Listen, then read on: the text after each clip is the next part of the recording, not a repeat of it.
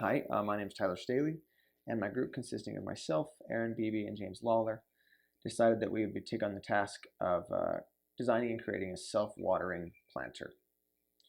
So initially in this design process, we recognized the problem in our lives that our houseplants would often die.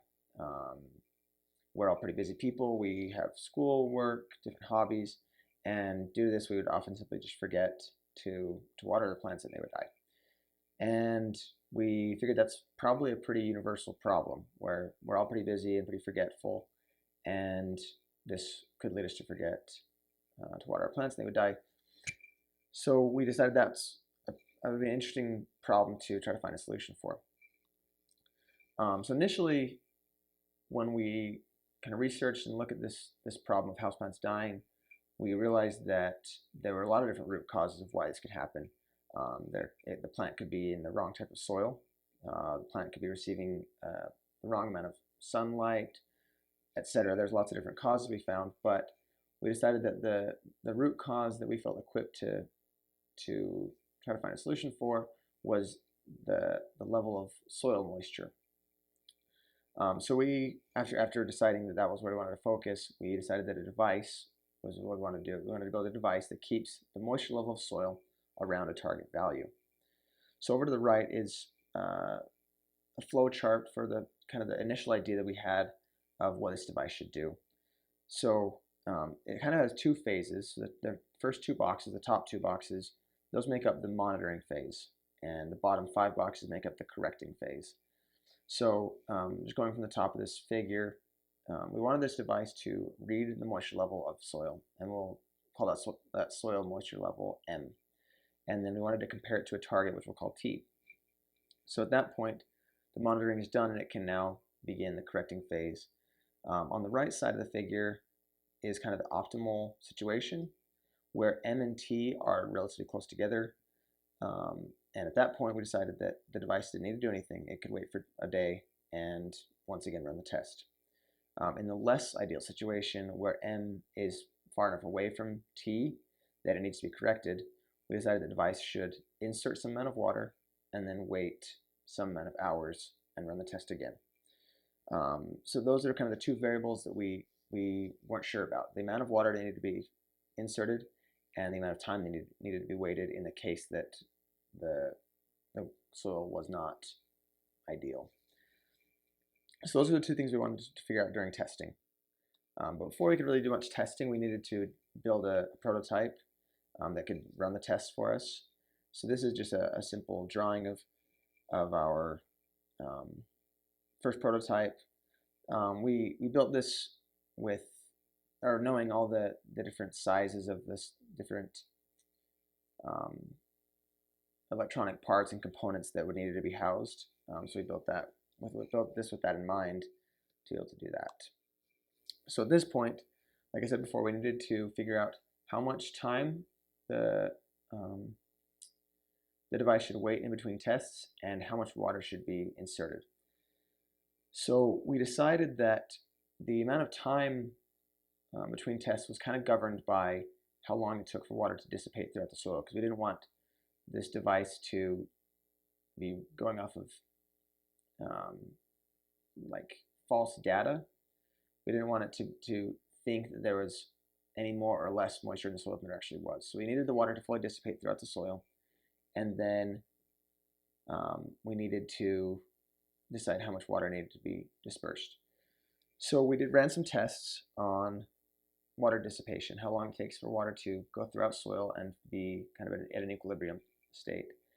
So with this, we arbitrarily decided on 3 different amounts of water to be inserted into these pots of soil. So we picked 100, 200, and 300 milliliters. And we poured those amounts of water into soil and looked at a real-time graph of the moisture level of the soil as we did that. And we found that with the 100 milliliters, there almost wasn't enough water to dissipate reliably throughout the soil, and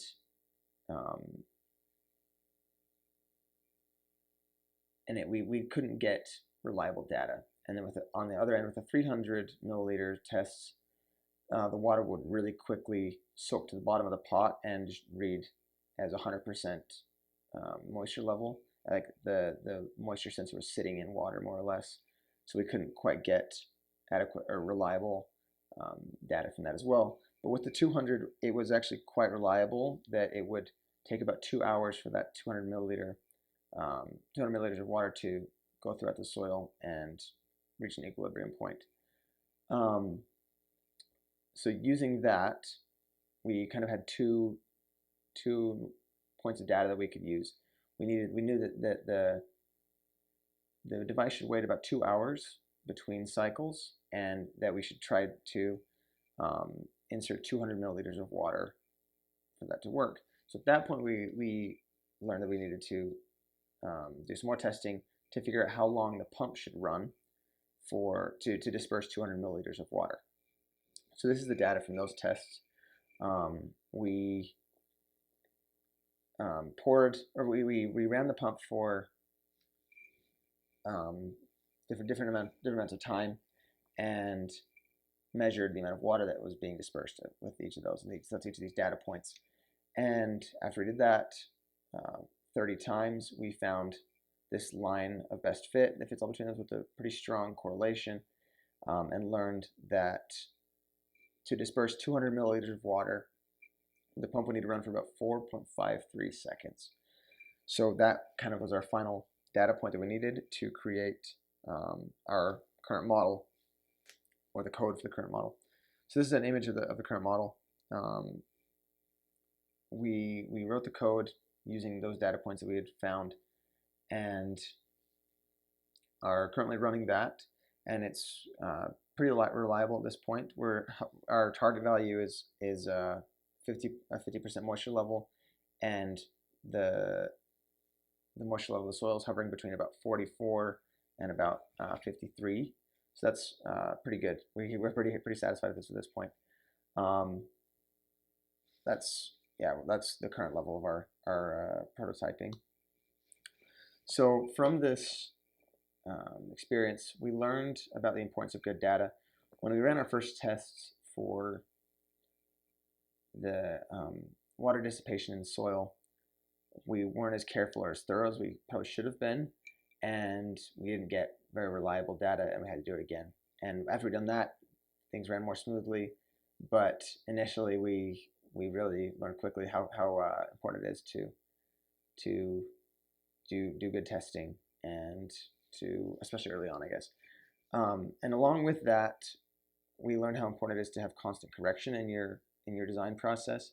By that, I think we mean that if you get too attached to past ideas about what the device or what your design should be, you tend to ignore new data, and you'll often kind of be led astray. I think we did a pretty good job of trusting the data and using that to create a more useful design. And then finally, in that design process, we learned a lot about how important the brainstorming process can be, and how important it is to give the brainstorming process adequate time. A lot of the ideas we came up with during brainstorming were obviously not the best ideas we'd ever had, but in talking about them, we learned quickly what a good idea was. Like, we learned quickly how to recognize which ideas were good, which ideas were bad, and that helped us a lot later in our design process. So thank you very much for listening. I appreciate your time. Have a good night.